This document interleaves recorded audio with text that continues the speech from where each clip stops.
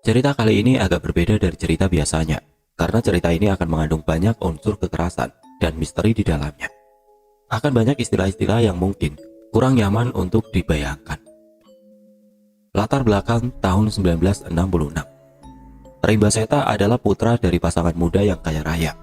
Dirinya hidup berkecukupan sejak lahir. Ayahnya, Pak Kerta, merupakan pewaris tunggal dari seorang saudagar sembako kala itu. Sedangkan ibunya, Bu Sanum, merupakan putri dari orang tua yang cukup kaya juga, di mana ayah Bu Sanum adalah orang Belanda. Jadi, Bu Sanum ini seorang blasteran Indo-Belanda. Rimba Seta sudah terbiasa hidup glamor dari kecil. Segala kebutuhannya selalu terpenuhi, orang tuanya sangat menyayanginya. Namun akibat Rimba Seta terlalu dimanja, menyebabkan dia tumbuh menjadi anak yang kurang memiliki etika dan sopan santun. Rimba kecil sering bertindak semena-mena terhadap teman sepermainannya. Dia sering dengan sengaja mengejek, menghina, bahkan tidak segan-segan menyakiti temannya. Namun, para orang tua teman-teman Rimba tidak pernah sekalipun protes atau tidak terima atas perlakuan Rimba kepada anak-anaknya. Karena mereka sadar bahwa kehidupan mereka masih sangat bergantung kepada Pak Kerta yang selalu berbaik hati memberi mereka modal usaha. Rimba ini anak tunggal. Orang tuanya memang sengaja tidak menambah keturunan, karena bagi mereka, memiliki satu anak laki-laki sudah cukup untuk nantinya bisa meneruskan bisnis keluarga.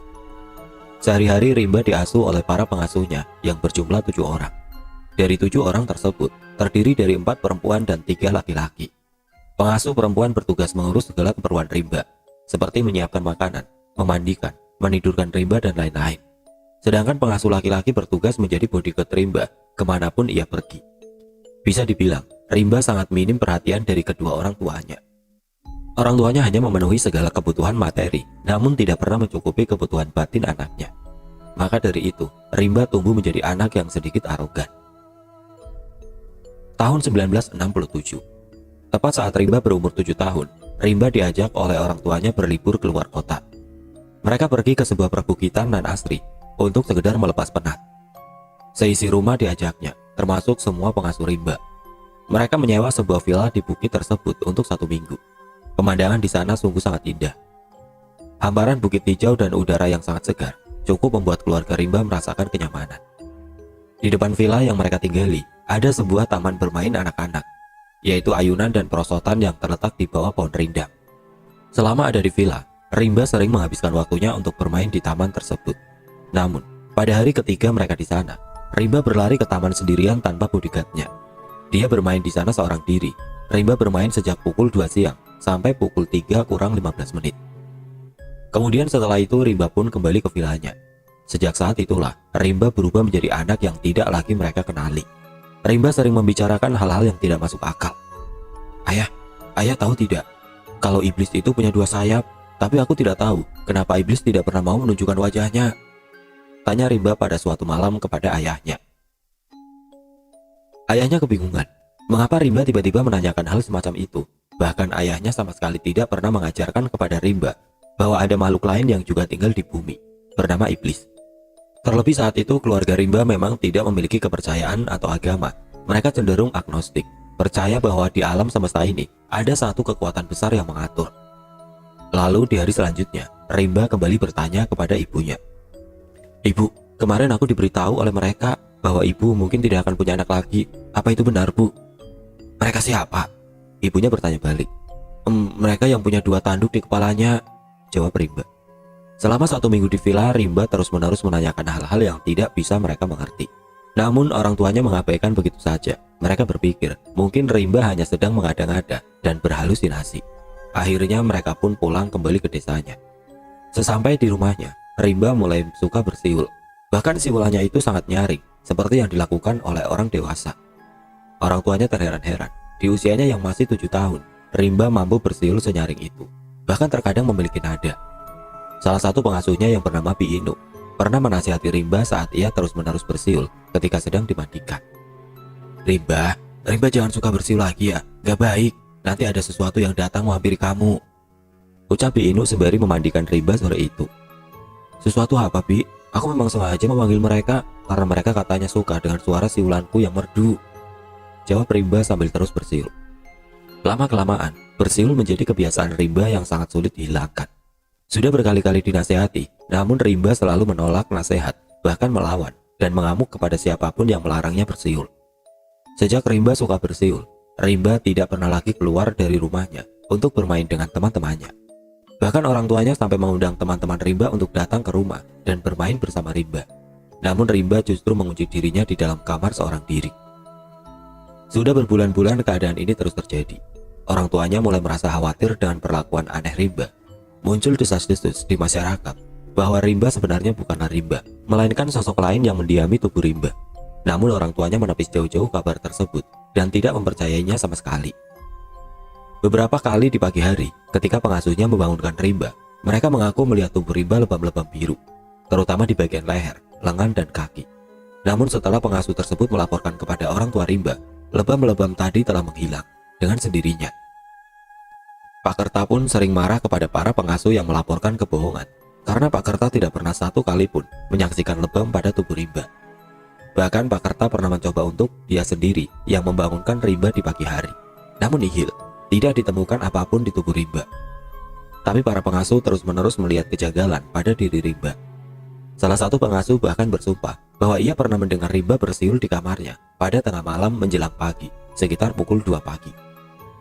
Pengasuh tersebut menempelkan telinganya di pintu kamar Rimba, dan ia mendengar dengan sangat jelas itu suara siulan Rimba, disusul dengan tertawaan Rimba yang cekikikan, seperti sedang berbicara dengan orang lain. Pengasuhnya yang khawatir pun mencoba membuka pintu Rimba, namun terkunci. Ia bergidik ngeri dan memilih kembali ke kamarnya. Tidak sampai di situ, pada suatu malam, Rimba pernah kedapatan sedang berjalan menuju gerbang depan rumahnya sendirian. Salah satu bodyguard yang melihatnya segera mencegat Rimba. "Rimba mau kemana malam-malam begini?" tanya bodyguardnya. "Malam ini mereka tidak mau datang, katanya sedang ada kenduri di lapangan dekat persimpangan ujung jalan sana. Jadi aku memutuskan untuk ke sana saja menghampiri mereka," jawab Rimba. Bodyguardnya sama sekali tidak mengerti apa yang dibicarakan oleh Rimba. Ia lalu berinisiatif langsung menggendong Rimba dan membawanya ke kamar. Keesokan harinya, seorang laki-laki parubaya tidak dikenal datang mengetuk gerbang rumah Rimba. Salah satu pengasuh pun menghampiri laki-laki tersebut. Perawakannya tinggi besar, rambut cepak, menggunakan topi, dan setelan jas warna hitam, serta mengenakan sepatu pantopel hitam. Laki-laki itu juga menggunakan masker dan kacamata hitam, sehingga tidak terlihat jelas wajahnya. Ketika ditanya oleh pengasuh siapa dia dan bermaksud apa, laki-laki tersebut hanya terdiam. Namun ia menyodorkan sebuah kotak kecil, lalu bergegas pergi. Pengasuh pun heran. Ia lalu masuk dan memberikannya kepada Pak Kerta. Tidak ada nama pengirim di kotak tersebut. Setelah dibuka, di dalamnya terdapat beberapa tulang belulang yang sepertinya itu tulang binatang dan selembar surat. Surat tersebut berisi ancaman.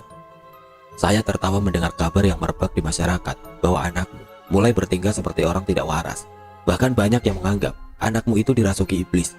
Sebenarnya semua yang terjadi dengan anakmu adalah pekerjaanku. Saya bersumpah, bukan anakmu satu-satunya yang menjadi klienku. Ada banyak. Sudah saya bilang bukan. Ini adalah pekerjaan saya, karena saya akan mendapat sekali banyak uang jika saya merampungkan misi saya. Asal kamu tahu, kekayaanmu itu bukan apa-apa jika dibandingkan dengan apa yang akan saya peroleh nantinya ketika kamu telah mendapati anakmu tidak ada di suatu malam ganjil. Bersiaplah." Pak Kerta tidak mengerti sama sekali apa yang tengah pengirim surat coba bicarakan melalui tulisannya. Tetapi satu yang ia pahami, anaknya berada dalam bahaya. Hari itu juga Pak Kerta dan Bu Sanu mengadakan sayembara besar-besaran hampir ke seluruh penjuru kota. Mereka meminta untuk siapa saja yang mampu menemukan laki-laki yang diduga pelaku kejahatan terhadap anaknya akan diberi imbalan senilai 1 juta rupiah. Di mana waktu itu, uang 1 juta rupiah sudah sangat-sangat banyak. Dan tidak hanya uang imbalannya, namun juga sepetak tanah 90 meter persegi. Masyarakat heboh dan mulai berlomba-lomba mencari laki-laki yang dimaksud. Hampir semua warga beralih dari pekerjaan utamanya demi mencari pelaku. Bahkan banyak juga yang memakai jasa dukun untuk membantu menemukan pelaku. Bagi seorang Pak Kerta, imbalan segitu besarnya sangatlah kecil, karena kekayaan Pak Kerta jangan ditanya lagi, tidak akan habis 7 turunan pun. Para pengasuh diperintah untuk memperketat penjagaan Rimba Seta, bahkan Rimba tidak diperbolehkan keluar kamar. Namun, karena orang tuanya memperlakukan seperti itu, Rimba justru semakin memberontak. Rimba sering mencakar para pengasuh, menolak makan, dan buang air di kasur, padahal ada kamar mandi di kamarnya. Para pengasuh mulai mengeluh atas perlakuan Rimba kepada mereka. Bahkan pernah suatu siang, tidak segan Rimba menendang wajah pengasuh sampai mata pengasuhnya bengkak. Para pengasuh merasa itu bukan lagi Rimba yang mereka kenal. Karena Rimba yang asli adalah seorang anak yang periang dan selalu baik kepada para pengasuhnya. Meskipun dia pun beberapa kali menyakiti teman-temannya, namun tidak sampai tahap yang parah. Namun anehnya, semenjak Rimba mulai tidak terkendali marahnya dan sering mengamuk para pengasuh, Pak Kerta dan Bu Sanum justru sama sekali tidak memperdulikannya. Mereka malah tetap sibuk mengurus bisnis dan dagangannya. Sampai pada suatu hari, ada seorang warga dari desa seberang yang datang bertamu ke rumah Pak Kerta. Dirinya mengaku telah menemukan laki-laki yang diduga pelaku kejahatan terhadap Rimba. Katanya, laki-laki tersebut sedang bersembunyi di hutan yang tidak begitu jauh dari desa Rimba. "Bagaimana kamu tahu bajingan itu ada di sana?" tanya Pak Kerta. "Karena tadi malam, ketika saya sedang berjalan di pinggir desa dekat sungai, saya melihat laki-laki yang berjalan mengendap setengah berlari. Dia memakai setelan jas lengkap dan topi. Namun, saya memang tidak melihat wajahnya akibat minimnya penerangan. Saya mencoba mengejar, dia berlari ke arah hutan. Namun sialnya, saya kehilangan jejaknya. Saya yakin dia orangnya. Dia ketakutan bahwa mungkin dalam waktu dekat akan tertangkap." Begitulah pengakuannya. Namun bukannya merespon positif kabar tersebut, Pak Kerta justru menyuruh tamunya untuk segera pergi, karena ia tidak membawa satupun bukti dan terkesan mengada-ngada. Setelah 3 bulan diadakan sayembara, belum ada satupun warga yang datang dengan betul-betul membawa laki-laki yang dicari. Sedang keadaan Rimba sudah semakin memburuk. Dirinya terus-menerus memuntahkan cairan berwarna kuning, agak kehijauan, dan terkadang ada banyak belatung di muntahannya. Kabar baik tidak kunjung terdengar. Bahkan sayembara yang diadakan orang tua Rimba sudah seperti angin lalu. Para warga telah menghentikan proses pencarian dan mulai melanjutkan pekerjaan utama mereka masing-masing. Namun para pengasuh mengaku bahwa mereka sama sekali tidak melihat raut kekhawatiran dari wajah Pak Kerta dan Bu Sanum dengan kondisi anak semata wayangnya yang semakin sakit. Berat badan Rimba turun drastis dalam kurun waktu 4 bulan terakhir. Rimba sering menderita insomnia sehingga kantung matanya menebal dan menghitam. Bahkan Bu Sanum sempat memerintah Bi Inu untuk memberi Rimba obat tidur agar Rimba bisa tidur. Tetapi Bi Inu menolak keras karena menganggap tidak semestinya Rimba diperlakukan seperti itu. Setiap malam hari, ketiga bodyguardnya Rimba tertidur di depan kamar Rimba dengan beralas tikar. Sedangkan kedua pengasuh tidur di lantai kamar Rimba, dekat ranjang. Sedangkan 2 pengasuh lain tetap di kamarnya masing-masing karena mereka yang memiliki tugas memasak serta membersihkan rumah. Salah satu pengasuh yang tidur di kamar Rimba adalah Bi Inu. Bi Inu bisa dibilang adalah pengasuh yang paling dekat dengan Rimba. Bahkan Rimba sudah dianggap seperti anak sendiri olehnya. Di malam-malam Bi Inu menjaga Rimba. Ia sering mendengar suara Rimba bersiul dengan nyaring. Padahal saat itu kondisi Rimba sudah sangat lemas, berbicara pun sudah susah. Tetapi jika tengah malam datang, Rimba sering berdiri di atas ranjangnya dan melompat-lompat dengan riangnya sambil bersiul dan tertawa-tawa. Tidak jarang juga Rimba bertingkah seolah dia sedang mengobrol dengan seseorang. Padahal tidak ada siapapun di sana. Bi Inu dan 1 pengasuh lainnya hanya bisa terdiam ketakutan, tidak berani menyapa Rimba. Sedangkan para bodyguard yang tidur di depan kamar Rimba mengaku tidak pernah mendengar suara apapun. Rimba pun pernah merangkak dari ranjangnya dan menghampiri Bi Inu yang tertidur di pojokan kamar. Namun posisi Rimba merangkak adalah kedua tangan dan badannya menghampiri Bi Inu, sedangkan kedua kakinya masih ada di atas ranjang. Padahal jarak ranjang ke posisi Bi Inu ada sekitar 2 meter, atau bisa dibilang tubuh Rimba memanjang. Sedangkan tinggi Rimba saja saat itu tidak sampai 140 cm. Ketika menghampiri Bi Inu yang sudah menangis di pojokan, wajah Rimba terlihat sangat-sangat menyeramkan. Matanya berubah menjadi hitam semua, dan giginya berubah runcing, serta kulitnya sangat pucat. Ketika mereka berhadapan-hadapan, tiba-tiba Rimba mengejutkan Bi Inu dengan teriakannya. "Bi Inu, ayo singshot bareng-bareng aku!" Teriak Rimba dengan suara yang serak dan sedikit berat, seperti bukan semestinya suara anak kecil. Setelah itu Rimba kembali ke ranjangnya dan mulai melompat-lompat seperti biasa. Tetapi malam itu sedikit berbeda.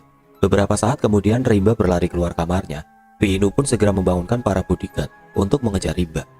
Namun Rimba begitu cepat, para bodyguard kehilangan jejak Rimba. Mereka mencari ke seluruh penjuru rumah dan tidak ditemukan keberadaannya. Ya maklum, rumah Rimba saat itu sangat besar dengan banyak ruangan di dalamnya. Karena tidak kunjung menemukan Rimba, para bodyguard pun menyerah. Mereka berkumpul di ruang tengah sambil nafasnya terengah-engah. Saat itu sudah pukul 1:30 malam. Mereka tidak berani membangunkan Pak Kerta karena pasti Pak Kerta akan murka jika diganggu waktu istirahatnya. Namun ketika Bi Inu dan 1 pengasuh lain kembali ke kamar Rimba untuk mengambil sesuatu, betapa terkejutnya mereka karena melihat Rimba sedang tertidur pulas di ranjangnya. Bahkan Rimba mengenakan selimutnya dan terlihat tidur dengan lelapnya. Bi Bi Inu dan para pengasuh lain pun bernapas lega. Mereka kembali melanjutkan tidurnya sampai pagi menjelang. Semua pengasuh mulai mengerjakan tugasnya masing-masing. Bodyguard juga mulai ke halaman depan dan gerbang untuk melaksanakan kebiasaannya di pagi hari. Mereka semua meninggalkan Rimba yang masih tertidur lelap sendirian di kamar. Namun siapa yang menyangka bahwa ternyata pagi itu adalah pagi terakhir Rimba terlihat hidup. Ketika pukul 7 seperti biasa, Bi Inu hendak membangunkan Rimba untuk segera minum susu. Tetapi Rimba sudah tidak ada di ranjangnya. Semua pengasuh dan bodyguard kembali mencari ke seluruh rumah dan lingkungan sekitar. Namun Rimba sama sekali tidak terlihat batang hidungnya. Para pengasuh segera memberitahu orang tua Rimba bahwa anaknya menghilang. Saat itu Pak Kerta dan Bu Sanum masih terlelap tidur di kamarnya. Mereka pun terkejut atas kabar dari para pengasuh. Namun anehnya, mereka hanya menyuruh para pengasuh untuk tetap mencari di sekitar rumah dan seluruh penjuru desa. Para pengasuh pun membuat pengumuman kepada seluruh warga desa agar membantu pencarian Rimba. Mereka pun berbondong-bondong secara sukarela untuk mencari Rimba. Tetapi Pak Kerta dan Bu Sanum sendiri hanya bersantai di rumahnya. Mereka bahkan masih sempat minum kopi dengan sangat tenang di ruang tamu. Padahal para pengasuh dan warga desa sedang panik mencari keberadaan Rimba. Seharian penuh mereka mencari, Rimba tidak juga kunjung ditemukan. Akhirnya para pengasuh pun pulang dan mendapati majikannya sedang bersih-bersih area dapur. Mereka mengelap bagian kompor serta beberapa bagian lantai dapur. Bi Inu pun berinisiatif bertanya, "Tuan, kenapa Tuan dan Nyonya membersihkan dapur? Biar kami saja." "Ah, tidak apa-apa, Bi. Kalian kan pasti lelah mencari Rimba, jadi kami saja yang membereskan rumah. Bagaimana? Apa Rimba sudah ditemukan?" jawab Pak Kerta. "Belum, Tuan. Bahkan kami dan warga desa sudah mencari sampai desa seberang. Namun Rimba sama sekali tidak terlihat. Apa yang harus kami lakukan, Tuan? Apa perlu kami lapor polisi?" "Sudah, tidak perlu. Kita tunggu saja dia pulang dengan sendirinya. Kalian kerjakan tugas kalian seperti biasanya saja," jawab Bu Sanum. "Tapi Nyonya..." "Sudah, tidak perlu membantah. Kerjakan saja tugas kalian." Tiba-tiba Pak Kerta membentak dengan suara tinggi. Mau tidak mau, para pengasuh pun hanya menuruti saja kemauan majikan mereka. Ketika Bi Inu dan beberapa pengasuh lain mulai memasak makan malam, tidak sengaja Bi Inu melihat sebuah potongan kain berwarna biru terselip di kompor. Bi Inu pun mengambil potongan kain tersebut dan menunjukkan kepada pengasuh lain. Jika diperhatikan dengan baik-baik, potongan kain tersebut mirip dengan baju yang terakhir dikenakan oleh Rimba. Mereka pun kembali panik. Tetapi di sisi lain, mereka pun takut dimarahi oleh Pak Kerta. Akhirnya mereka mendiamkan penemuan tersebut untuk sementara waktu. Keesokan harinya, salah satu bodyguard hendak mengambil sebuah alat dan cairan pembasmi rumput yang terletak di gudang bawah tanah. Awalnya ia tidak mendapati sesuatu yang aneh, namun semakin ia masuk, semakin ia mencium bau anyir darah. Dia pun mencari sumber bau tersebut, karena ia khawatir ada bangkai tikus atau binatang lain. Kebetulan di gudang bawah tanah tersebut memang digunakan sebagai tempat menyimpan peralatan kebun, dan juga menyimpan jerami kering yang biasa Pak Kerta gunakan untuk membasmi nyamuk yang ada di sekitar tokonya. Jerami dibakar bisa mengusir nyamuk. Bodyguard tadi perlahan mendekat ke arah tumpukan jerami, dan di salah satu sudut, ia melihat bercak darah. Dia pun mulai membuka tumpukan jerami tersebut, dan betapa terkejutnya bahwa yang ada di sana adalah tubuh Rimba Seta yang sudah terkulai lemas dan nyawanya sudah tidak tertolong. Rimba ditemukan dengan kondisi sangat-sangat mengenaskan, di mana lehernya telah digorok cukup dalam sehingga kepalanya hampir saja terlepas. Terdapat banyak sekali luka sayatan di tubuhnya, terutama di bagian lengan, kaki, dan perut. Kedua matanya telah tercongkel dan hilang entah kemana. Telinga kanannya putus, jari-jarinya kini menghilang. Beberapa organ dalam perutnya keluar, dan yang paling mengerikan adalah alat kelaminnya pun menghilang. Bahkan saat ditemukan, mulut Rimba mengangat dengan lidah yang sudah terpotong. Bodyguard benar-benar kaget bukan main. Dia berkali-kali hendak muntah akibat ngerinya kondisi Rimba saat itu. Ia pun bergegas naik ke atas dan mengabarkan kepada seluruh penghuni rumah. Para pengasuh sangat-sangat terkejut. Pak Kerta dan Bu Sanum pun memerintahkan agar mayat Rimba segera dikuburkan. Berita menyebar cepat. Para warga berdatangan untuk melayat, meskipun keluarga Pak Kerta tidak memiliki kepercayaan. Namun karena saran warga sekitar, akhirnya mereka memakamkan Rimba dengan menggunakan cara agama Islam. Para warga sangat prihatin dengan apa yang menimpa Rimba. Mereka juga merasa kasihan kepada Pak Kerta dan Bu Sanum, karena Rimba adalah anak semata wayang mereka. Setelah Rimba dimakamkan, banyak kejanggalan yang dirasakan oleh para bodyguard dan pengasuh. Ada tanda tanya besar mengenai apa penyebab kematian Rimba, dan jika dia dibunuh, lalu siapa pelakunya? Banyak kecurigaan-kecurigaan yang bermunculan kepada orang tua Rimba dan para pengasuh. Meskipun jasad Rimba Seta telah dikuburkan, namun tidak turut hilang pula desas-desus mengenai kematian Rimba Seta yang terbilang tidak wajar. Banyak yang berspekulasi bahwa Rimba dibunuh oleh kedua orang tuanya. Dan banyak juga yang menduga Rimba dibunuh oleh salah satu pengasuh. Karena menurut warga sekitar, para pengasuh kerap kali dibuat kesal akibat kenakalan Rimba yang terkadang di luar batas normal. Namun tidak sedikit juga yang tetap mempercayai bahwa Rimba tewas karena diambil oleh arwah-arwah yang selama ini telah bersemayam cukup lama di dalam tubuh Rimba. Pak Kerta dan Bu Sanum memilih bungkam atas kabar yang sedang beredar di masyarakat. Sejak kematian Rimba, mereka menutup diri dan menutup rumahnya rapat-rapat, sampai pada akhirnya setahun kemudian, 1968, beberapa orang dari kepolisian mendatangi kediaman Pak Kerta. Kabarnya Pak Kerta terkena tuduhan penjualan senjata api ilegal. Mau tidak mau, Pak Kerta pun mengizinkan polisi untuk menggeledah rumahnya. Warga berduyun-duyun datang ke halaman rumah Pak Kerta untuk menyaksikan penggeledahan tersebut. Sebenarnya warga pun penasaran bagaimana kondisi keluarga Pak Kerta saat itu setelah hampir setahun tidak pernah menampakkan diri di tengah masyarakat. Bahkan bisnis toko sembakonya pun mereka hentikan total. Namun anehnya, kekayaan mereka seakan tiada habis-habisnya. Dan ternyata terjawab sudah bahwa setahun terakhir ini Pak Kerta mulai bisnis baru, yaitu jual beli senjata api. Terbukti setelah beberapa saat polisi menggeledah gudang bawah tanah. Mereka menemukan ratusan senjata api yang disembunyikan di bawah jerami kering.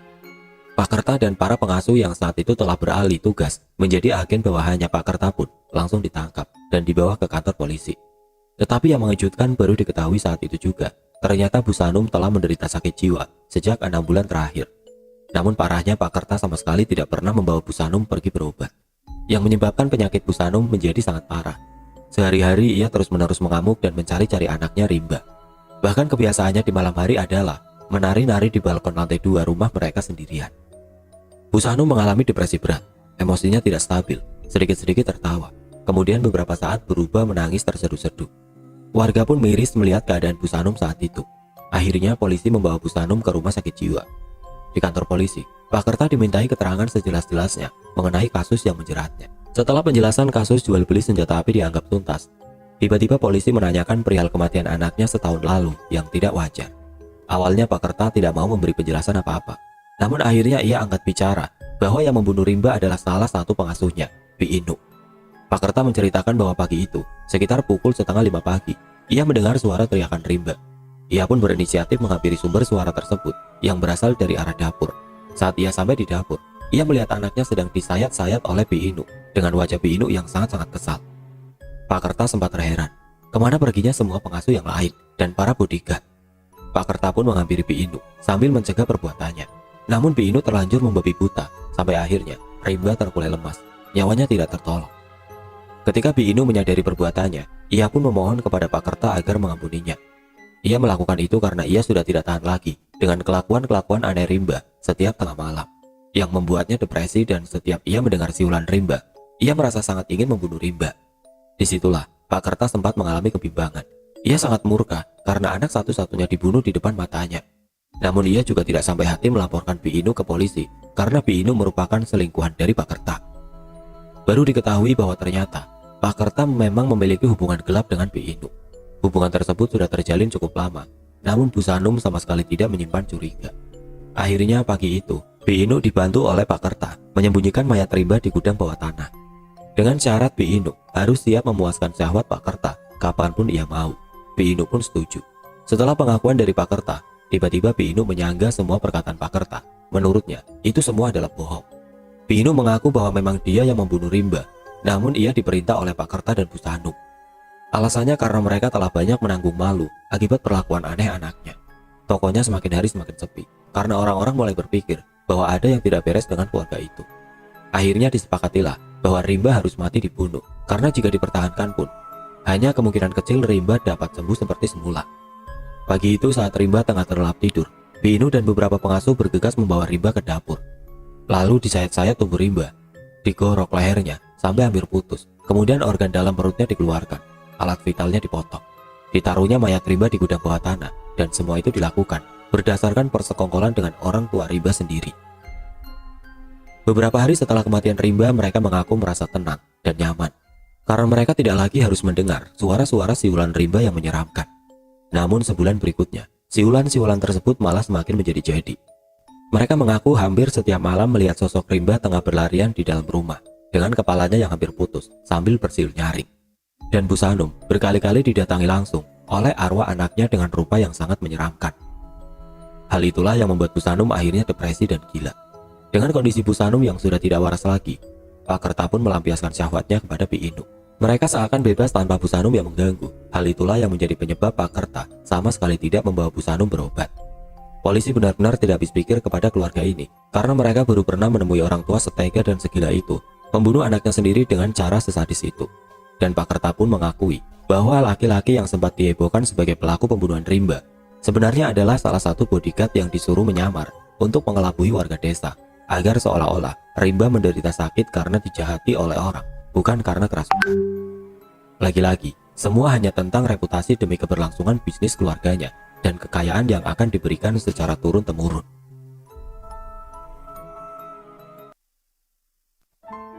Oke teman-teman, sekian untuk kisah kali ini. Bagaimana menurut kalian tentang kisah ini? Tulis komentar kalian di kolom komentar. Dan buat teman-teman yang baru bergabung, jangan lupa untuk like, komen, share, serta subscribe channel ini. Assalamualaikum warahmatullahi wabarakatuh.